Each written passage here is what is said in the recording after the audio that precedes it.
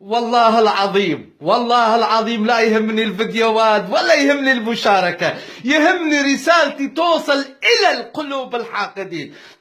طبعا هسه شفت السيد المقتدى الصدر فدوى قلبك سيد، أبوس راسك أبوس ايدك يا شريف. انت الله انطق للشعب العراقي المطلوب. هاليوم شفت الحشد كلهم صار سيد المقتدى الصدر.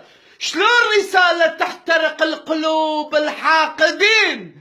هي هاي عراق الآن، عراق صار واعي. فدوى قلبك يا سيد المقتدى الصدر، قلتها واقولها سيأتي يوم تندمون يا حاقدين هذول الأعداء العراق. ها اليوم سيد المقتدى الصدر خلي يشوف العالم شلون استقبلهم، شوف شلون عنده محبة وسلام. هو هذا قلب الآل الصدر، الله يحفظك. هاي تربية أخلاق آل الصدر المرحوم الوالد. يا عراقيين ثبتوا ايدكم ويا السيد، ويا كلمة الحق، ويا كل أخ العراقي ندوس فوق الطائفية. السيد والله بحق المسيح، بحق المريم عذراء، بحق الإمام علي، والله بجد من فرحة قد شفت قاعد هيك. لا أبوس إيدك أبوس راسك أبوس رجلك يا سيد المقتدى الصدر، ما ليش أقول لك والله العظيم تاج راسي كله فداء لك. إن شاء الله تسمع يوم إحنا انقتلنا فدوى هاي الحذاء سيدي. سيدي أنت تاج الراس، سيدي أنت رفعت الراس،